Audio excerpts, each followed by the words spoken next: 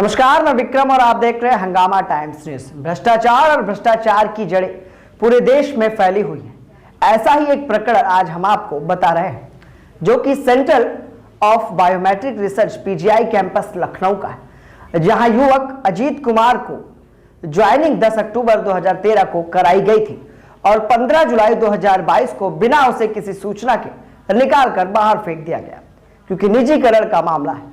मामले की तफ्तीश के लिए हमने डायरेक्टर आलोक धवन से भी बात की, जिनका कहना था कि वो संस्थान में काम ही नहीं कर रहे हैं। इस मामले की तफ्तीश के बाद हमने प्रशासनिक अधिकारी अमर दीक्षित से भी बात की।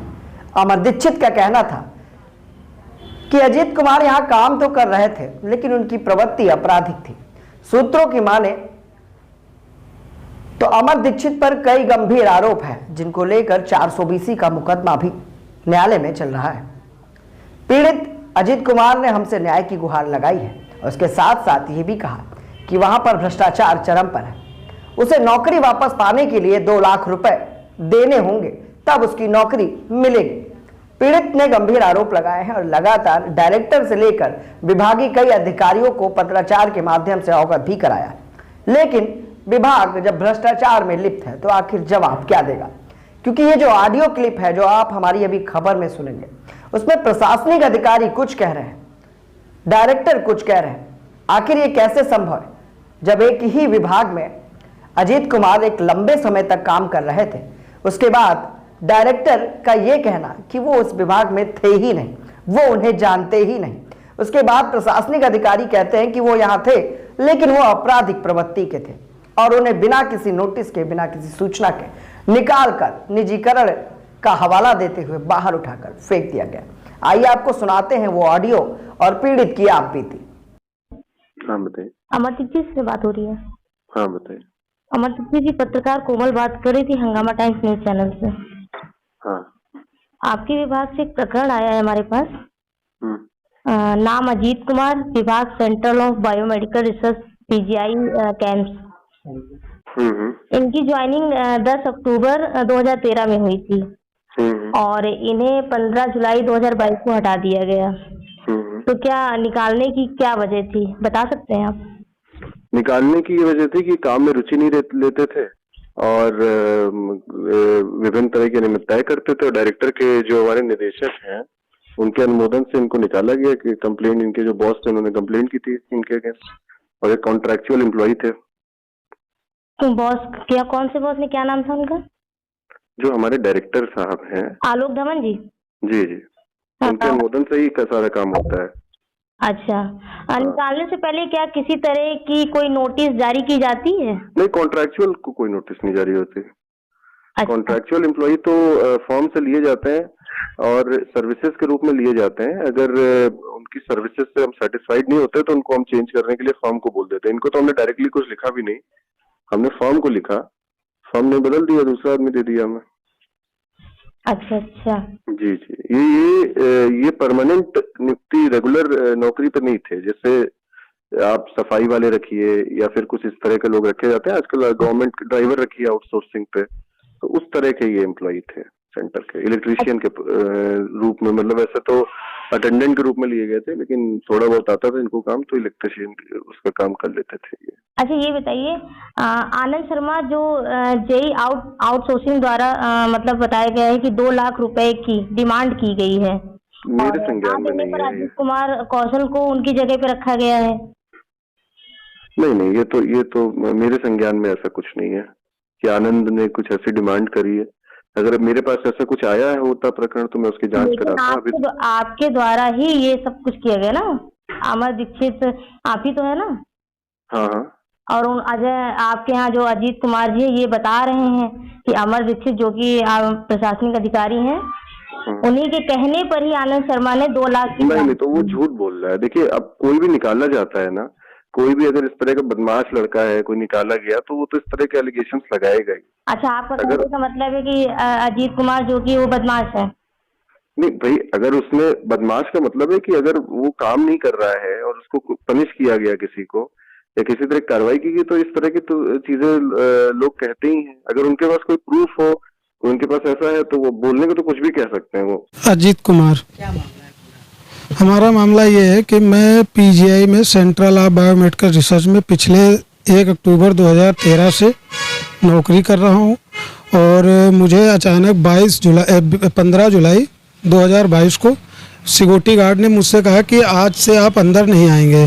तो मैंने कहा किस लिए? तो उन्होंने कहा कि प्रशासनिक अधिकारी का आदेश है कि आपको अंदर घुसने नहीं दिया जाएगा। अमर दीक्षित। और उसके बाद जब मैंने उनसे फ़ोन पे बात करना चाहा, पहले मैंने सिक्योरिटी गार्ड से कहा कि मुझे मिलने दिया जाए, तो उन्होंने मना कर दिया।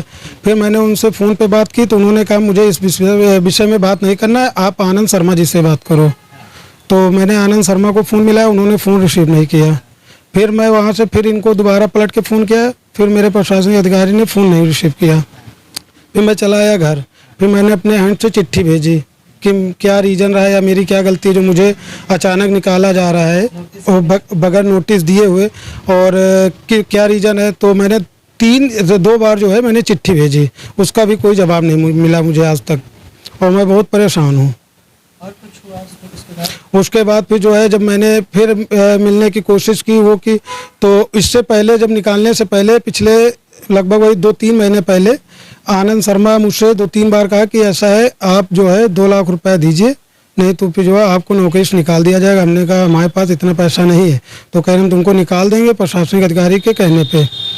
तो हमने कहा आप कैसे निकाल सकते हो, आप भी आउटसोर्सिंग पे हो। तो उन्होंने कहा मैं प्रशासनिक अधिकारी से कह के उनको निकलवा दूंगा, या तो आप पैसा दीजिए।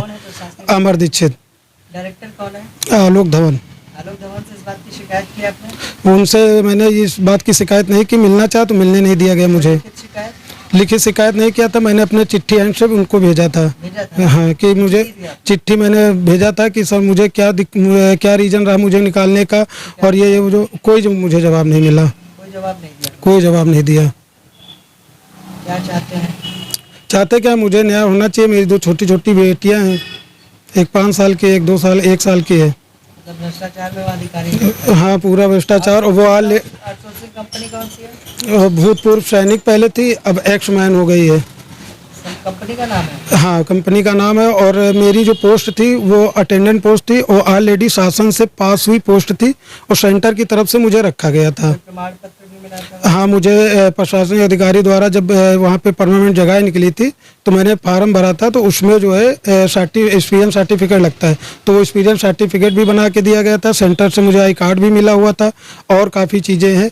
और हाँ, सेंटर से ही। और इससे पहले जो हमारे अधिकारी थे गंगा विष्णु सर, तो मेरा बैंक में खाता नहीं खुल रहा था, तो गंगा विष्णु सर ने ही वहाँ से लिख के दिया था, तब मेरा बैंक में खाता खुला हुआ था। मतलब आप वहाँ पे आउटसोर्सिंग नहीं, परमानेंट पे थे? नहीं, परमानेंट नहीं, मतलब जो पोस्ट मेरी थी वो सेंटर जैसे नहीं, वो सेंटर से जाती है पोस्ट की मुझे इतने लड़कों की ज़रूरत है आउटसोर्सिंग पे, तो वो शासन से ही पोस्ट सेक्शन थी, और उस पोस्ट पे मेरी ज्वाइनिंग हुई थी। मुझे कोई सूचना नहीं दी गई कि आपको किस रीजन से। हाँ, और उसके बाद मुझे आज तक कोई जवाब नहीं दिया गया। तो इस बात की जानकारी आपने डायरेक्टर को दी कि 2 लाख रुपए की डिमांड की गई है? मैंने उनको नहीं दी थी, बाद में मैंने जब चिट्ठी भेजी, चिट्ठी के माध्यम से दी थी। लिखित में दी? हाँ, और उसके बाद मैं बहुत परेशान था, तो मैं अपने सांसद जी के पास गया, वहाँ से मैंने चिट्ठी भिजवाई। तो अमर दीक्षित कहने लगे कि जो है आप मेरा नाम इससे हटवा दीजिए, मैं उनको ज्वाइन कराऊंगा। फिर मैं चिट्ठी जाके हैंड टू हैंड दे के आया हूँ, तो वो थे नहीं सेंटर पे, तो मैंने गार्ड को रिसीव कराई, वो रिसीविंग मेरे पास है। फिर इन्होंने मुझे मिलने के लिए बुलाया, फिर इन्होंने सेंटर के बाहर मुझसे मिले, बोले कि परेशान ना हो, 15-20 दिन में हम कुछ ना कुछ तुमको करते हैं, नौकरी पे रखते हैं। तो उसके हमने कहा ठीक सर। 15 दिन बाद जब मैंने मिलना चाहा या फ़ोन मिलाया, ना फ़ोन उठाए, ना मेरे कोई व्हाट्सएप पे मैसेज किया, ना उस पर कोई जवाब दे रहे हैं। किस तरह की कार्रवाई चाहते हैं? हमें बस कार्रवाई यही चाहिए कि हमें न्याय मिलना चाहिए, और ऐसे भ्रष्टाचार अधिकारियों को जो है सबक सिखाना चाहिए। हेलो, आलोक धवन जी से बात हो रही है? हाँ जी, बोलो। सर नमस्कार, मैं पत्रकार कोमल बात कर रही हूँ, हंगामा टाइम्स चैनल से। जी बताइए। सर आपके विभाग से एक प्रकरण आया है मेरे पास। जी। नाम अजीत कुमार, विभाग central of biomedical research centre PGI campus. जी जी। ठीक, इनकी ज्वाइनिंग 10 अक्टूबर 2013 को हुई थी जी। और इनको बिना किसी सूचना के हटाए गए 15 जुलाई 2022 को। तो सर निकालने की वजह क्या थी? नहीं निकालना, ये तो हमारे एम्प्लॉय भी नहीं है, ये आउटसोर्सिंग के एम्प्लॉय हैं, तो जो इनके एम्प्लॉयर हैं उन्होंने निकाला है। अच्छा इसका मतलब ही नहीं है। ये हमारे यहाँ कार्यरत मतलब एज एन एम्प्लॉयमेंट जैसे होता है ना, आउटसोर्सिंग में एम्प्लॉय आता है, तो जो आउटसोर्सिंग एजेंसी होती है उनके ही एम्प्लॉय होते हैं, ये सीवीएमआर के एम्प्लॉय नहीं है। अच्छा, उससे ये बताइए निकालने से पहले क्या किसी तरह की हाँ, कोई इनको सब नोटिस बताया या जाता है, सब बताया जाता है उनको, जिनकी तो एजेंसी उनको सबको बताया गया। अच्छा अच्छा हम इनसे डायरेक्टली, ना ये हमारे एम्प्लॉय है ना हम इनके एम्प्लॉयर हैं। जैसे अच्छा सिक्योरिटी एजेंसी होती है ना, तो सिक्योरिटी वाले ने अपना गार्ड निकाल दिया तो उससे हमसे क्या मतलब। अच्छा अब आप समझ रही हैं, हम्म। ये मतलब है। जैसे सिक्योरिटी, हमने सिक्योरिटी एजेंसी को एक ठेका दिया कि भाई हमें इतने आदमी चाहिए, हम्म। अब वो अपने गार्ड को निकालता है तो उससे सीबीएमआर से मतलब नहीं है।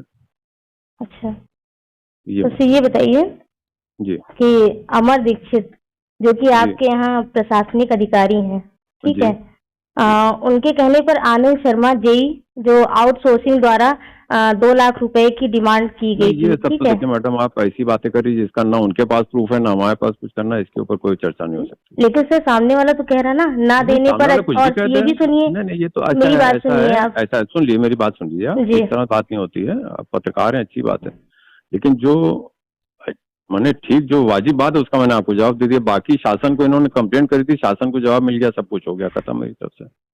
लेकिन सर ये बताइए 2 लाख रुपए जो डिमांड की अरे गई वो थी, कुछ भी मेरी कह बात देगा तो ना, आप वो तो सुनिए कुछ ना, भी कहते, हमने मेरी तो बात पढ़ा हुआ है ना, ये हमें लिख चुके हैं चिट्ठी, वो आप अजीत लिख हमको चुके चिट्ठी लिख हैं। चुके हैं, अजीत हमको चिट्ठी लिख चुके हैं। पर सर आपके द्वारा शिकायत करने के बाद भी आपने कोई कार्यवाही नहीं की भाई फिर आप नहीं अजीत के समझ रहे कि द्वारा। मेरा एम्प्लॉय नहीं है तो हम क्या करेंगे बताइए आप। आप कह रहे हैं आप आपका समझ एम्प्लॉय लीजिए, नहीं है, नहीं लेकिन है। तो अब आप ज्वाइनिंग फिर वही लेटर तो तो आप अगले पहले के समझ पास, लीजिए। मेरी बात नहीं, सुनिए ज्वाइनिंग, पहले आप। मेरी बात सुन अगले लीजिए के पास तो इसका। ज्वाइनिंग लेटर है ना, अगर आपके यहाँ वो अरे एम्प्लॉय नहीं था भाई, तो उसके पास ज्वाइनिंग लेटर कैसे है, और आपके यहाँ भी कार्य भी कर रहा था, ये बताइए आप। हमने आपसे क्या कहा, जो हमारी जैसे सिक्योरिटी एजेंसी होती है, सिक्योरिटी एजेंसी थ्रू गार्ड आते हैं। अब सिक्योरिटी एजेंसी ने अगर गार्ड को निकाला तो गार्ड की ग्रीवेंस सिक्योरिटी एजेंसी से होती है, हमसे नहीं हो सकती ग्रीवेंस। आप समझिए ना बात को। अच्छा, तो वो अपनी ग्रीवेंस जो भी है वो अपनी एजेंसी से करे, जो भी कहना है उसको। तो आपका कहने का मतलब है कि उसमें आपकी कोई जवाबदेही नहीं, वो जो भी कह सकते हैं अपने एजेंसी से बात करें। अपनी एजेंसी से कहेंगे। आप खुद ही सोचिए ना, आप क्या सिक्योरिटी लगती है, जैसे बैंक में सिक्योरिटी लगी है, अच्छा, तो बैंक में सिक्योरिटी आउटसोर्सिंग में है, तो उसकी एक एजेंसी है जिसके थ्रू सिक्योरिटी लगी। अब उसको किसको प्रॉब्लम है कि सिक्योरिटी आदमी उसको निकाल रहा है, क्या कर रहा है, तो उससे बैंक से क्या मतलब, बैंक से कोई मतलब नहीं है। अच्छा, ये मतलब आपका। बाकी जो देखिए, जब किसी कुछ जाता है कुछ होता है तो लांछन क्या लगा रहा है उससे हमसे कोई मतलब नहीं। तो सर ये बताइए, हेलो, जी बताएं। आपके यहाँ अमर दीक्षित पर 420 का मुकदमा भी चल रहा है अब भ्रष्टाचार ये सब मैडम देखिए, इस तरह से मुझको, इस तरह से ना मैं बात कर सकता हूँ। आप कहाँ से बोल रहे हैं उसका मतलब नहीं, आपको जो आप लिख के भेज दिए उसका आपको जवाब मिल जाएगा। सर इस मुझे तरह से आपको फोन पे बात नहीं होती। चाहिए ठीक। खबर चला।